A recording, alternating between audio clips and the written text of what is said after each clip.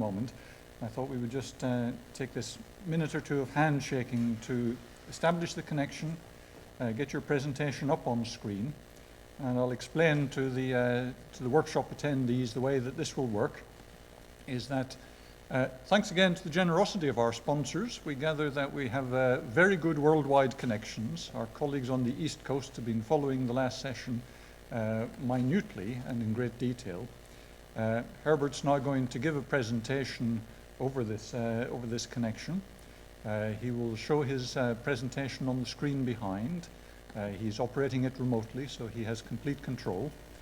And we are establishing communication through this wireless microphone that I'm using at the moment. So at the end of the presentation, Herbert is open to questions from the floor. So the Q&A session will begin just as before. But we will pass this microphone to individuals if you want to make your query, and you're asked to speak particularly clearly because this is a slightly less clear audio connection, but seems to be working tolerably well. So I think if everyone is ready.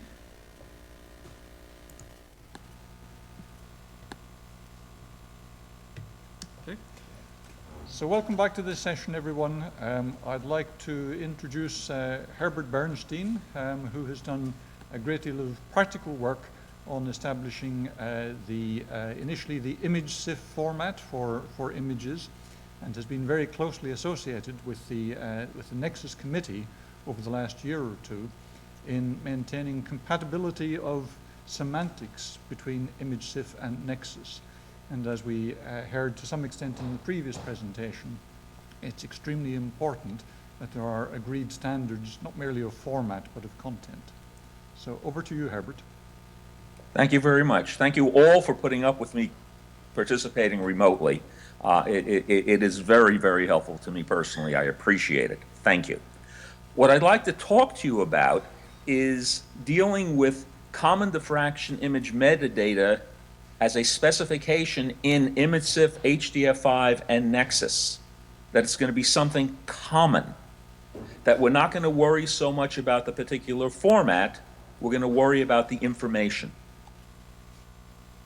Things are working, why change them? Vladek Miner is absolutely right. We're doing wonderful science right now with what we've got. The last thing the world needs is to do something new and different. But there is something new and different coming, and that is going with the newer, faster, brighter light sources is a new generation of fast pixel array detectors. For example, the Dector-Zeiger, the Cornell SLAC pixel array detectors, CS-PAD for the XFELs. So since things, despite the fact that we would like to cling to the past, are changing, we need to revisit and extend the approaches we've used in the past, both to represent the data and the metadata. They both need to change. The data has to be compressed. I know it's much more convenient to deal with uncompressed data. We could, in some cases, deal with just uncompressed data, but if we stick to uncompressed data for everything, more and more of the research budgets will be eaten just to store and move the data.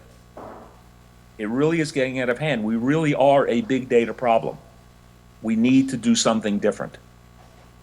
And the metadata needs a common ontology for multiple formats. There are more than 200 formats. At some point, you're going to do an experiment that tries to deal with data from more than one of them.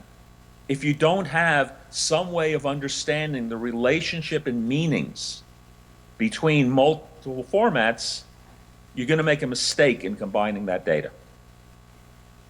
CBF, the crystallographic image format, binary format, which is, has a dictionary, imgCIF, the image representing crystallographic information framework, is one way of gathering all the essential definitions. And don't make the mistake of thinking that only one definition is possible for one concept. If you need to deal with polarization 3 different ways, as I do, then you will simply have 3 sets of tags and you'll specify the relationship among them. CIF is changing. CIF used to have to stick to the strict rule of everything is defined once and the winner takes all definitions. A new thing is coming.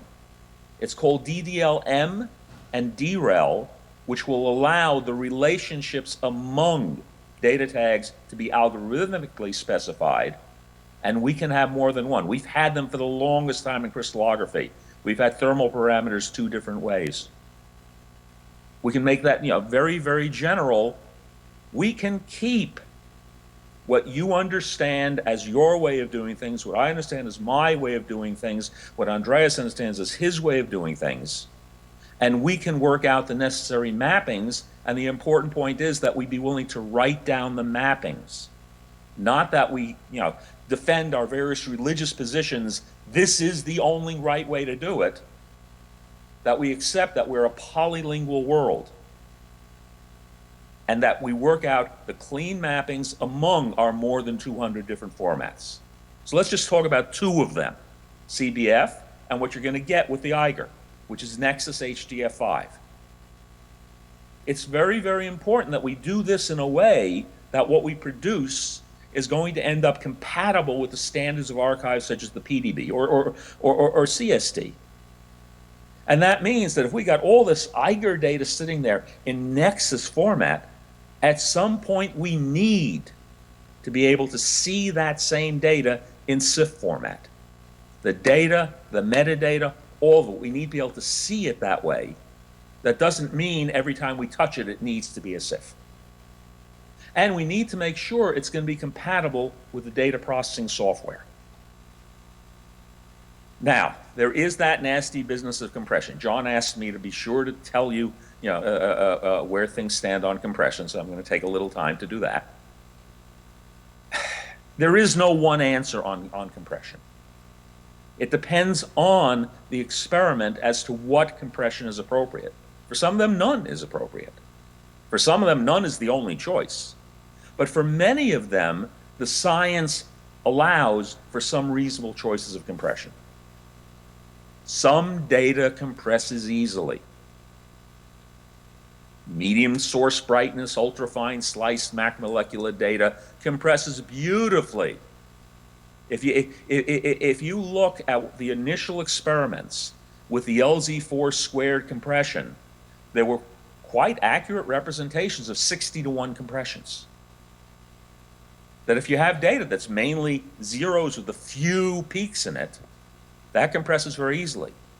But some data is very difficult to compress. If you have high source brightness macromolecular data, and you're in air, and you have ice rings, the compression's a disaster. That's very, very hard to compress data. If you have tomographic, pictographic data, those are also very hard to compress. So the data formats have to allow for multiple alternate compressions. And James Holton is right. Lossy compression, as he has proposed, may be needed for some data. Now, as I said, LZ4 squared works very well for very sparse data, 60-to-1 compressions. When we move to that moderately dense MX data, it's 5-to-1. When we go to high source brightness, dense MX in air with ice rings, it gets as bad as 2.5-to-1. The byte offset that, Vladik was pointing out that a lot of the data is being handled byte offset. Well, in this case, it's not a bad idea because that'll give you 4-to-1 compression. And another compression that's available in the library gives you 7-to-1 compression. However, as I said, Holton's right. We're working on a wavelet compression alternative to be able to move smoothly from lossless to lossy compression. And don't get out the pitchforks and the torches and come after me because I said the word lossy. You really do throw away some of your data when you do any experiment. You just call it data reduction. Okay? You know, some of it goes away. You need to very calmly, dispassionately consider the question of lossy compression. And I'll give you an incentive to consider it. Okay? Here is 1/27th of an ADS-C quantum 315 image. The background happens to be rather clean. The entropy limit on compressing this, the best you can do, keeping every single pixel, is 8.2 to 1. But notice those yellow numbers on the side there. The top frame is 1-to-1 compression. That's exactly a faithful image. Below it, you have an 80-to-1 wavelet compression using a package called epsilon. And below that, 100-to-1. The spots are preserved. It's the background that is getting slightly messed up. So for the purposes of MX, not diffuse scattering, please. For the purposes of ordinary MX, we can actually tolerate some rather extensive use of lossy compressions. That's what I promised John I would include in this talk. I've met my obligation. Right?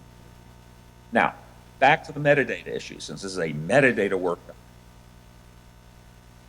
Not all the metadata you need to successfully work with your data is available from a single source. As Andreas was pointing out, some of the metadata is known to the detector. Some of the metadata is known to the beamline. Some of the metadata is known to the user. Some data or metadata is not known until later. Fortunately, a couple of decades ago, Kim Henrik proposed a solution. It's called a harvest. You basically do things and you harvest from them useful additional data and metadata. And this is a very, very sensible approach. And I am proposing we now adopt it for these new fast detectors as a way of dealing with this problem in an organized way. You have your primary data. You have your merged detector metadata and data in HDF format ready for preliminary spot finding. You then can augment that, okay, with additional data, say on the axis configurations. Okay? We'll have a template, a CBF template or an HDF5 template. They're actually the same thing. Then you can get, as you work on this, ultimately process data by merging the primary data, the beamline data, the user data, and you're processing results, including perhaps a structure solution. HDF5 is the perfect container for this. It differs from a CIF. With a CIF sitting there with a completed file, we have some new data to merge, we need to write a new file. With an HDF5 data set, it's just like a file system. We can add stuff into it without having to do massive rewrites to the entire thing. So you are sitting there with 52 gigabytes of data. The 52 gigabytes of data can sit there. You have a couple of hundred megabytes of metadata. You just add to that couple of hundred megabytes of metadata. Now, the reality is that metadata in different formats and with different names, that's often necessary. We need interoperable, consistent definitions and mappings. And we've started to do that. For example, axes. NeXus had an approach to representing the positions of components in a beamline with a thing called NX geometry. And that really wasn't flexible enough for what we need to do with the Eiger at a beamline. More needed to be done. So what did we do? We picked up the CIF approach to finding axes and defined a new thing in NeXus called NX transformations, which is part of NXMX and NeXus, where you can put in your axis definitions very much the same way they've been put in CBF templates. Okay. So the result in HDF5 comes out where you find something such as the omega axis, and we'll take a very limited case. Say we're at 23 degrees, 23.5 degrees, and 24 degrees. Okay. And we will have attributes, depends on, equipment, transformation type, units, a vector, there's also an offset, there's more. And we're in the middle of a discussion. So far we have stuff that's agreed to on specifying, you know, where things are going to.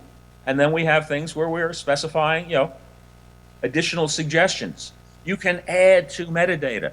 Just don't take the same name in the same metadata definitions and try and use it with two different meanings. Now, CBF is staying CBF. NeXus is going to remain NeXus. You can use either one when needed, and we're really starting to see that with the Eiger. There are HDF5 data streams which are being then handled as CBF data streams, and things are getting combined back into NeXus data streams. You move back and forth as you need to. We're doing new dictionaries and extensions to existing dictionaries to help and document the mappings. And applications gain from the extensions to the APIs, and the place we're starting right now, since that happens to be what I maintain, is CBF Live, but I really encourage other people to get into the game. Basically just trying to work with making things interoperable. Okay? You gain things from that. As I mentioned earlier, we need more compressions. Well, HDF5 and NeXus are gaining the CBF Live compressions, and CBF is gaining the HDF5 compressions. Things add. We no longer need to compete. We can complement and help one another. Okay? The templates for merging into the stream for this harvesting could be NeXus HDF5 templates. They could be CBF imgCIF templates. They can be converted one to the other. Well, there happens to already be a large pool of CBF templates for beamlines. HDF5 is rewrite in place, CBF does not. So CBF to NeXus, CBF Live can convert a CBF template to an HDF5 template, and then you can cheerfully simply rewrite in place in HDF5 instead of to write a whole new 52 gigabytes of data. So an example of a portion of an Eiger 1M CBF template defining axes is right below. It looks like the same stuff that Lowe showed you. That is just, it is the same stuff. You simply make a clear description of what's on a particular beamline. The axes are this way. And don't think this is something that you do just once. As Vladek pointed out, metadata needs to be maintained. So you need to very carefully check, are these templates right? But once you have made sure the templates are right, the rest can be thoroughly automated. Automation is not a bad thing if you steer it properly, if you guide it properly. Okay? That template becomes a, well, physically much larger template in HDF5, but basically it's the same information that's coming out. CBF imgCIF, which is sort of your documentation tool for this scheme, there are multiple types. There are DDL1 CIFs, there are DDL2 CIFs, there are DDLM CIFs coming. DDLM will carry all of the above on its nice broad back. Okay? CIF dictionaries define terms that can be used in their relationships, and what I am doing on the DDL2 imgCIF compatible imgCIF dictionary is to add the NeXus documentation into it. You can add terms of your own. As I said, please do it in a non-conflicting way. There are two organizations you need to be aware of, make sure you know. The committee that takes care of CIF is the Committee on the Maintenance of the CIF Standard. The committee that takes care of NeXus is the NeXus International Advisory Committee.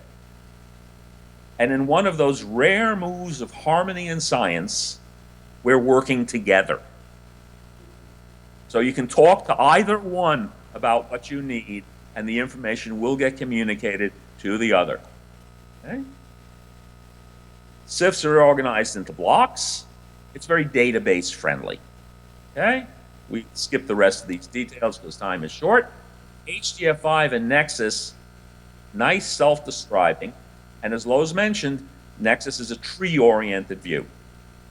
Now, it may seem that going back and forth between a table-oriented view and a tree-oriented view of the same information is hard. And the answer is yes, it is hard. But it is also necessary. You cannot maintain a database table-oriented reliably. Sorry, tree-oriented reliably. You have to maintain a database table-oriented. So if you are planning at any point to take all your data and metadata and get it into a database, then you should really like CIF. On the other hand, in terms of performance, when dealing with massive amounts of data, trees are wonderful. They introduce log factors in terms of timing. And trees are exactly the right thing you want when dealing with this incredible flood of data. So we have to be willing to move back and forth between the tree view and the table view of data. For more information on this, I know it is a somewhat complex set of ideas being put together. Well, the IUCR maintains their information on the IUCR website. NeXus has the nexusformat.org website. I gave you a couple of publications, and Brian's going to make these slides available after the meeting. And I should acknowledge DECTRIS, which has funded this work, NIH and IGMS, which has funded some of it, the DOE Office of Science, which has been very helpful, IUCR Committee on the Maintenance of the CIF Standard, NeXus International Advisory Committee, the BNL Life Science Biomedical Technology Research, LISBR. If you think of as was mentioned by Vladik, NSLS2 was NSLS was shut down. We now have NSLS2. So the things you were thinking of as PXRR under NSLS are now going to be LSBR under NSLS2.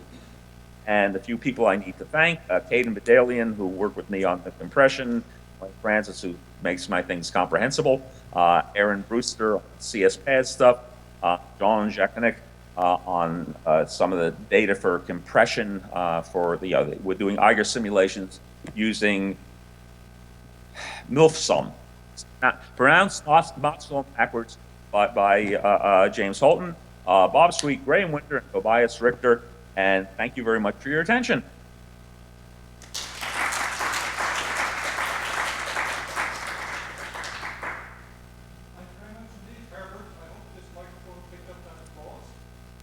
Yes, thank you. Very clear and very helpful overview.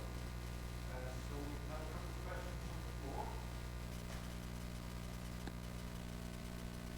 Please identify yourself. Michael Walker from Thomas. I guess I just have a couple of comments. One is that I think that we need to sense the not only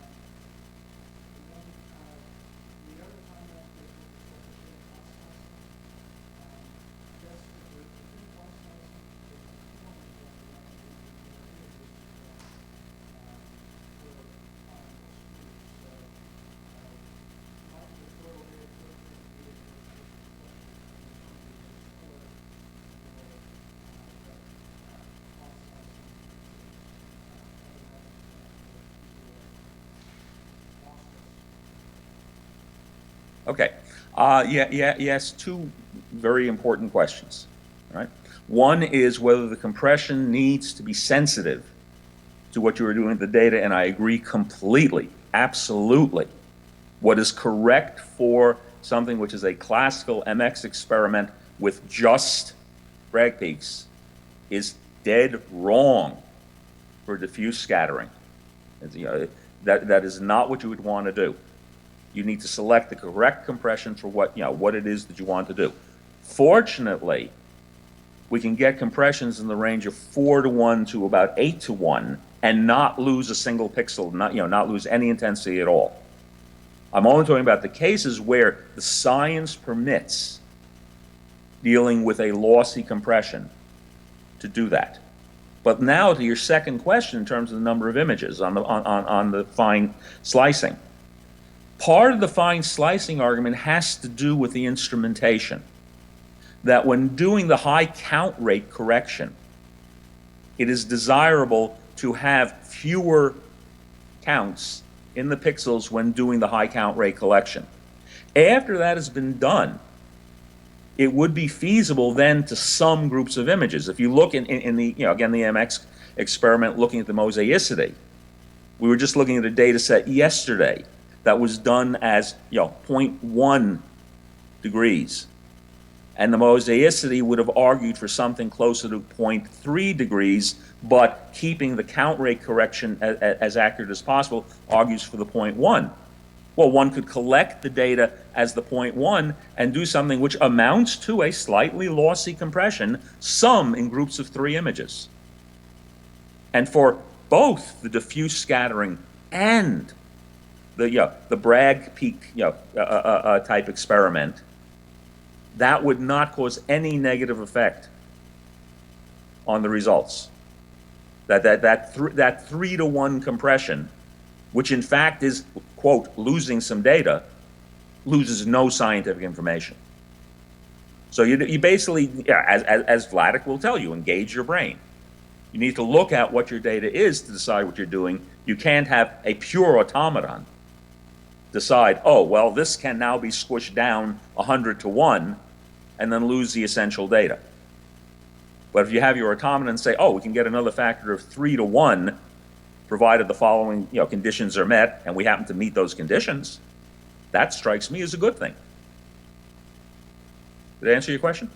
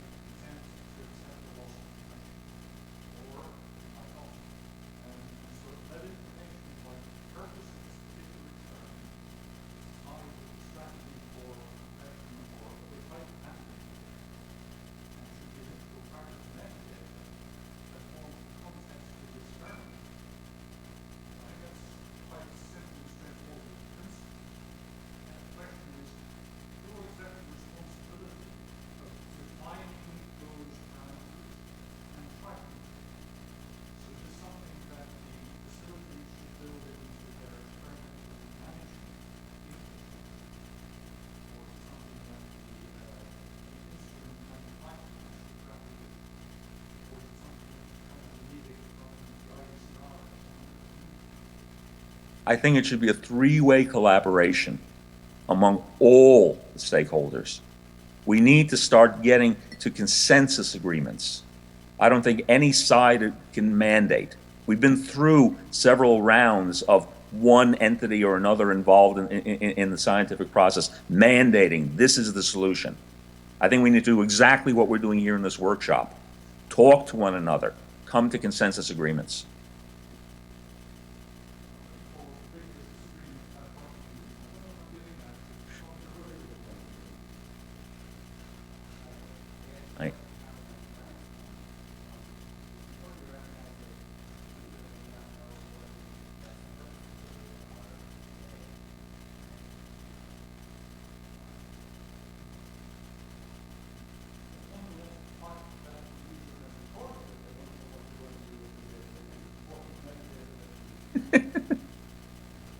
Agree completely.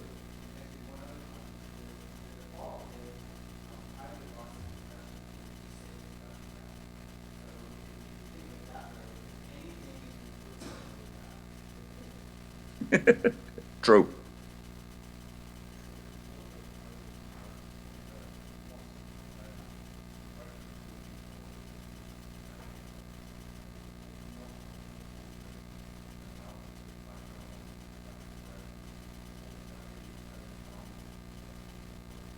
Absolutely. You're absolutely right. I'm in complete agreement, and we are in fact working on it.